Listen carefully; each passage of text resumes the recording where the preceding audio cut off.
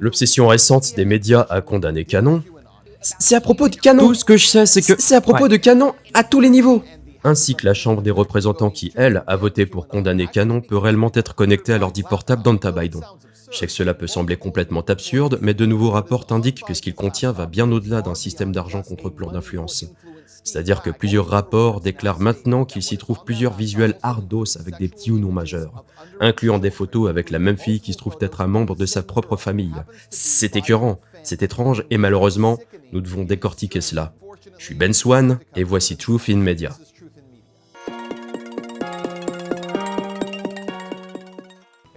L'histoire, la saga autour de l'ordinateur portable d'Hunter Biden a atteint des niveaux incroyables. En effet, des sociétés de technologie interdisent même de discuter du fait que son ordinateur portable a été découvert.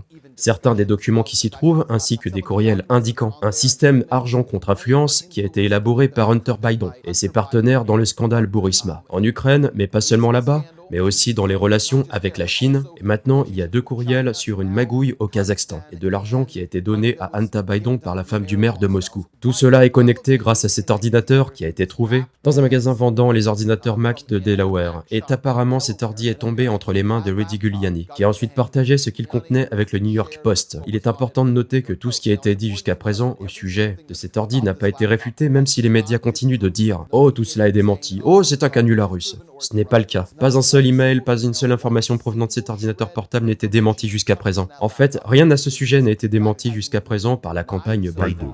Et cela, en soi, est très révélateur. Mais à présent, il y a de nouvelles informations sur ce qu'on trouve d'autre sur cet ordi, y compris de multiples déclarations qui indiquent qu'il y a des images sexuellement explicites. Et des images provenant d'une fille mineure, qui est également un membre de la famille Biden. Et sur certaines de ces photos, on la voit dans des positions compromettantes avec Hunter Biden. Encore une fois, c'est une histoire troublante. Nous allons détailler exactement ce qui est rapporté à ce sujet, et mentionnerons aussi le fait que Rudy Giuliani, qui lui-même est un personnage discutable dans tout cela, a apparemment pris cet ordi avec ces images et a été accompagné dans cette démarche par un ancien commissaire de police de la ville de New York. Il l'a rapporté à la police locale de Delaware, leur a remis cet ordinateur portable, leur a remis les images et les SMS qui semblaient indiquer ce, comportement criminel, et leur a demandé ce qu'ils allaient faire à ce sujet. Alors analysons tout cela aujourd'hui. Maintenant, revenons à l'histoire de ce qui se trouve sur l'ordinateur portable. C'est vraiment une histoire stupéfiante. Il s'agit de nouvelles informations venant de sortir. Elle est rapportée par de multiples canaux, y compris par Johnson Salomon, Just the News, mais il faut aussi souligner que les preuves du prétendu ordinateur de Hunter Biden ont été remises au ministère de la Justice de Delaware.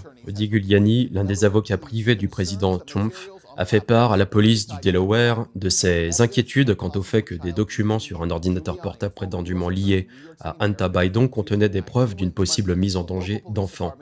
Giuliani, un ancien avocat américain et maire de New York, a confirmé mardi soir qu'il s'était rendu lundi dans un service de police local de Wilmington pour faire part de ses inquiétudes concernant la mise en danger et l'exploitation sexuelle d'enfants. Giuliani a déclaré que l'ancien commissaire de police de New York, Bernard Kerik, l'avait accompagné lorsqu'il a remis des photos et des SMS au département de police. Je leur ai donné d'autres détails sur ce qui semble être une relation sexuelle inappropriée, a-t-il dit dans une interview. Ils m'ont dit que cela ferait l'objet d'une enquête. Alors bien sûr, nous devons demander ce qu'il y avait sur cet ordinateur.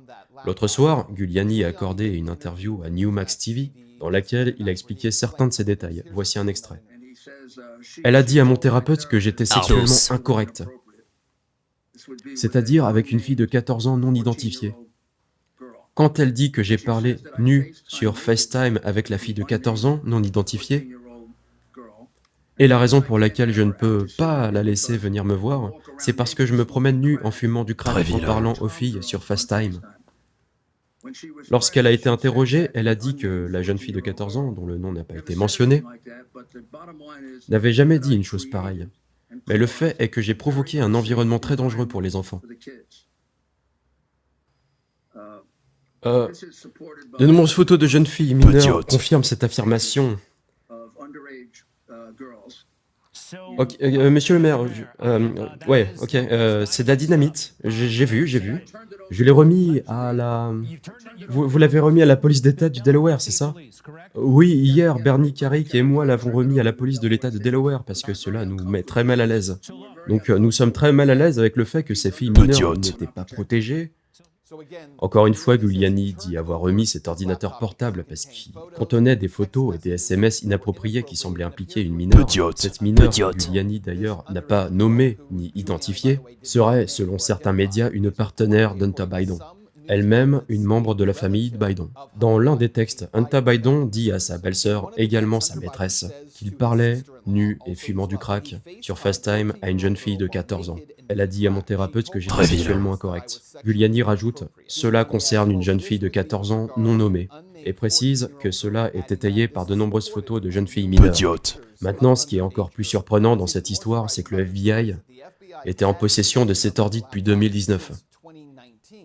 Et pourtant, jusqu'à présent, il semble n'avoir rien fait de cette information. Encore une fois, écoutez, il y a beaucoup de choses dans cette histoire, et nous ne voulons pas tomber dans le piège de rapporter des choses qui n'ont pas été corroborées.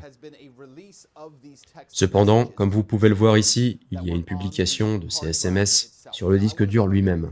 Je voudrais maintenant faire une remarque très importante, à savoir qu'il y a un nombre incroyable de collusions entre le service du renseignement comme la CIA et le FBI, entre la commission des renseignements de la Chambre des représentants et les membres du Congrès, ainsi qu'entre les médias et les grandes entreprises de technologie autour de cette histoire en particulier. Nous savons depuis un certain temps que ces différentes entités ont travaillé ensemble et se sont concertées pour pouvoir contrôler l'histoire, mais nous n'avons jamais vu cette histoire exposée de la manière dont elle est actuellement. En ce moment, nous avons un nombre incroyable d'agences au sein du gouvernement fédéral.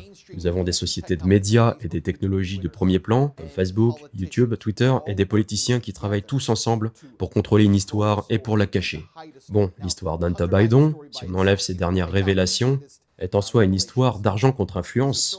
C'est une histoire comme quoi il reçoit de l'argent en échange d'influence, c'est une histoire énorme, c'est une histoire incroyable qui indique qu'Hunter Biden a non seulement pu faciliter une relation entre son père et Burisma, entre son père et la Chine, entre son père et le Kazakhstan, en échange de dizaines de millions, voire des centaines de millions de dollars. Non seulement cette histoire commence là, mais a été étouffée là.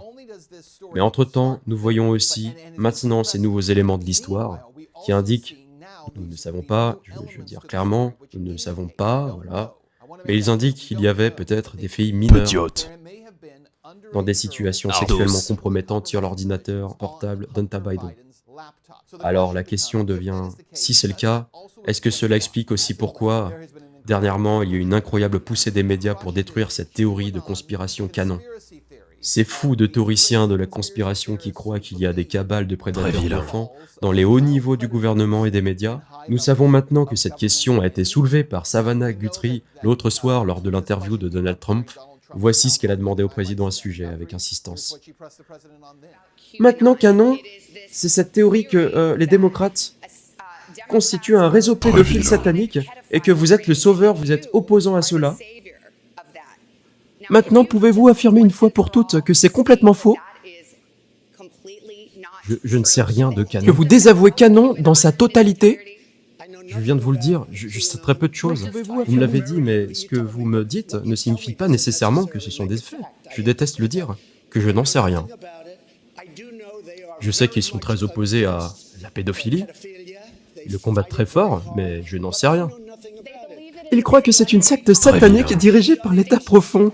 Vous changez de sujet, je vais vous dire ce que je sais. Je sais ce dont il s'agit concernant Antifa, et je sais pour la gauche radicale. Et je sais à quel point ils sont violents et vicieux, et je sais qu'ils brûlent des villes dirigées par les démocrates, pas par des républicains. Le sénateur Ben Sasse a dit « Canon est un concept débile, et les vrais leaders appellent les théories de conspiration des théories de conspiration. » Pourquoi ne pas simplement dire que c'est débile et faux? Peut-être raison, mais je ne connais pas Canon. De plus, la Chambre des représentants a récemment adopté une résolution condamnant Canon comme une théorie de conspiration et déclaré que c'était nuisible pour le pays. Maintenant, rappelez-vous, la Chambre des représentants n'a pas adopté de résolution qui condamnerait la violence qui se déroule actuellement dans le pays, dans des endroits comme Seattle et Portland et le Wisconsin, où les manifestants brûlent des bâtiments et des entreprises et donnent des coups de pied à la tête des gens jusqu'à ce qu'ils soient inconscients. Ils ne condamnent pas cela, mais ils condamnent les canons. Pourquoi? Parce qu'ils disent « Oh, c'est dangereux, parce que vous pensez que tous les démocrates sont des pédophiles. » Eh bien, la croyance des canons, pour autant que je puisse le dire, et peut-être que je me trompe, ce n'est pas que tous les démocrates sont des pédophiles, ils pensent qu'un petit groupe de personnes au pouvoir a des liens avec des réseaux de pédophiles. Et au passage, je peux me tromper sur ce point, mais je crois comprendre que cela ne se limite pas aux seuls démocrates. Souvenez-vous de l'ancien président de la Chambre des représentants, Denis Hastert, l'ancien président de la Chambre des représentants, aujourd'hui décédé. Eh bien, à un moment donné, il a été condamné pour avoir agressé sexuellement des mineurs alors qu'il était entraîneur sportif de catch. Et des années plus tard, Denis Hastert est devenu le troisième homme le plus puissant de tout le pays, en tant que président de la Chambre. Nous sommes aussi au courant du scandale de l'Église catholique. Scandale qui, pendant de nombreuses années, a été qualifié de conspiration et qui implique bien sûr des centaines de prêtres de haut niveau. Les plus hauts dirigeants de l'Église catholique cachent et couvrent les abus sexuels sur enfants. Est-ce qu'on peut dire que les gens au pouvoir n'abusent pas d'autres personnes ? Bien sûr qu'ils le font. Nous savons que c'est vrai. Mais serait-ce la raison pour laquelle les médias prennent des mesures aussi agressives envers les canons en ce moment ? Des mesures aussi agressives de la part de Facebook et des entreprises de technologie qui disent maintenant qu'elles vont interdire les théories de conspiration des canons ? Et maintenant, nous voyons les grands médias parler de canons dans de multiples interviews et débats présidentiels. La raison de tout cela est-elle le même genre de collusion que nous voyons dans le reste de l'histoire d'Hunter Biden ? Pour écraser et détruire toute discussion sur une question qui, franchement, est une question terrifiante ? La raison est-elle simplement cette idée qu'il y a des gens au pouvoir qui utilisent ce pouvoir pour abuser de leur entourage ?